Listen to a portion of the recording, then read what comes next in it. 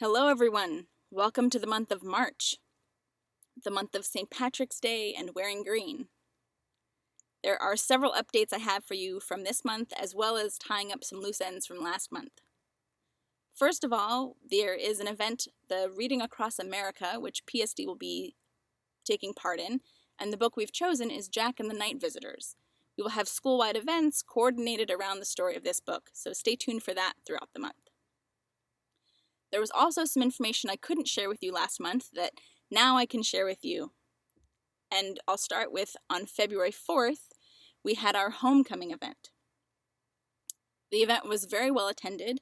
We had about 250 people there, and of them we were able to count over 100 alumni in attendance. That number is great, and I want to remind everyone that we say alumni to mean any former students, not just those who graduated from the school, and we hope to continue to have alumni support and involvement in the future. That day, as I was talking with people and meeting with people, I realized several of you weren't aware that we have a new PSD website. We are posting pictures and information at www.psd.org, and I really want to thank the Institutional Advancement Office for their support to make these changes and keep it updated.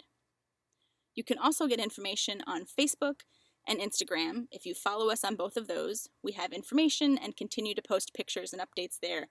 We've been doing that, but keep an eye out in the future as well. Feel free to reach out to us if you have any thoughts or comments or feedback for us about what we're sharing. We'd like to keep you updated as much as possible. I do want to touch base about some of my travel, but most of my focus this month will be on our students. Related to my travel, I was recently in Florida for a private school meeting, and it was a very successful event. We had beautiful weather, and actually, Philadelphia has been pretty lucky with weather recently as well, but my first day in Florida was meeting with that group, and then the next day I was able to meet with alumni at the Villages. That was a great dinner meeting and having conversation with people who, some of whom, weren't aware how much travel I'm doing related to my work here at PSD. If you are interested in me planning a trip to your area and you want to set up a group for me to come meet with, I'd be happy to do that. I'll also try to coordinate one-on-one meetings, but the scheduling's a little bit more complicated for that. Now for our updates about the students and the school. We have been having a very good month.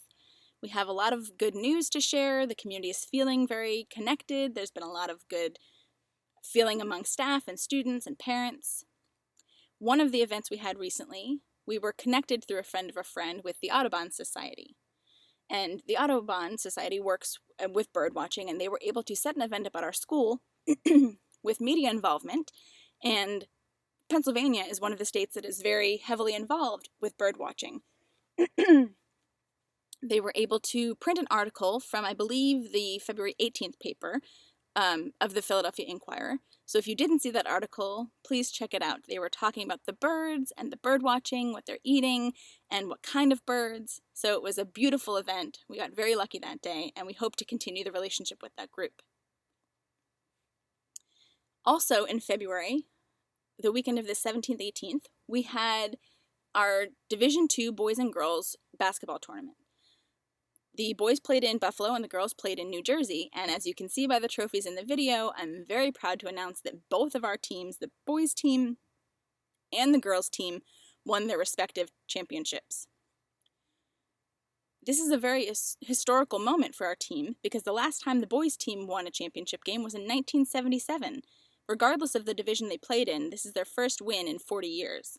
The girls team has not won since 1980, and these two championships are important accomplishments for us to honor.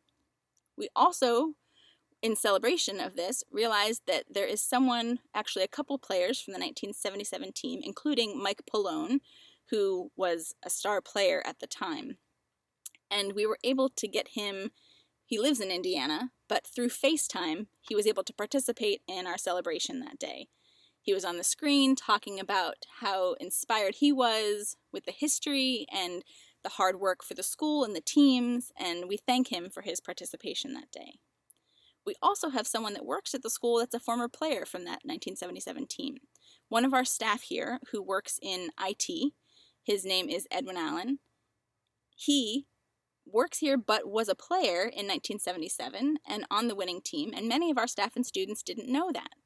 So we were able to bring him on stage as well, and last minute we were able to honor the girls' teams by having Sarah Weber come, and she played in the 1980 championship team. There was a lot of good energy and inspiring things happening that day in celebration of the two teams, and the mayor's office announced that they would have a tribute day in honor of our teams. We are just waiting for them to send the official recognition of that. We'll be able to share it with you next month. In addition to the mayor's office, the Harlem Globetrotters have honored our students by saying that they would like to invite both the boys and girls teams to come to one of their games, not to play, but to be on the court, which is a huge honor. Additionally, I found out that our state capitol in Harrisburg, where I go for meetings, has been trying to schedule a time for an invitation to our basketball teams to go and meet with senators and legislators, and that is another huge honor for our students. As soon as they let us know the details of the date and time, we will be coordinating that. I'm very excited to see all the progress that PSD is making, and it's all happening with your support. The other thing that I am keeping on your radar is our bicentennial, which you know is coming up. We have plans to move the new museum to the gym, and that will be opening May 20th. So we are starting the renovations of the space and getting it prepared, and it's coming along very well. In trying to figure out how we can really make the space ideal and very special, we decided to have 6 people, all alumni, including one person who works at the school now, go to the museum at the American School for the Deaf in Connecticut. They recently had their bicentennial, and their information is really laid out beautifully. We also realized how much overlapping history we have between the American School for the Deaf and the Pennsylvania School for the Deaf, including Laurent Claire. He was one of the founding teachers of their school and was not a founder, but one of the early teachers here as well, as a principal at the time. So there's lots of overlapping history between the schools, and ASD has graciously offered to lend us things for our celebration, for our bicentennial, if we want to use any of their memorabilia. We'll continue to share more information about the museum later. Also in February, which is Black History Month, we were able to have Tim Albert, who is with the National Black Deaf Advocates Group. He is a part of the national level organization. He was able to come to campus and do a presentation for our students about Deaf History Month, well, specifically Black Deaf History Month, and share some inspirational words from the history with the students. We were also honored to have Taiwan Cropper come to campus. He is with the Philadelphia chapter of Black Deaf Advocates, PCBDA, and the two of them were here all day, and then Saturday we went to PCBDA's presentation as well. That Friday, after the presentation, we had the Patches group, the parents group, had their spaghetti dinner and auction, and that was a great event. We had about 100 people come, and we were able to raise, I believe, $1,000 from that fundraising event to support the parents group for their events and trips and things that the parents are doing for the school. So we will have that again next year, and for those of you who supported us this year, thank you so much for your support. I'd also like to share with you about the Chemical Heritage Foundation, CHF. They work with scientists who are studying disabilities, various types of disabilities, and one of our board members, Jay Bash, is actually, he's been working with PSD for many years and actually took time to go to their museum and invited them to come here for an interview to talk about his experience as working with scientists and engineers. And it's an honor for PSD to be recognized through Jay's accomplishments and getting that kind of national level attention. And also for them to come on campus and see our museum. We're excited to see the finished product of that interview once it's completed, and then we'll be able to share it with you. CEASD, as many of you know, have their biannual meeting. We actually went to Capitol Hill for their advocacy day, and were able to take 4 students with us, as well as 2 staff members. The group of us went to Washington, D.C. to meet with state senators and representatives and have conversations about a bill called H.R. 1120, which used to be HR 3535.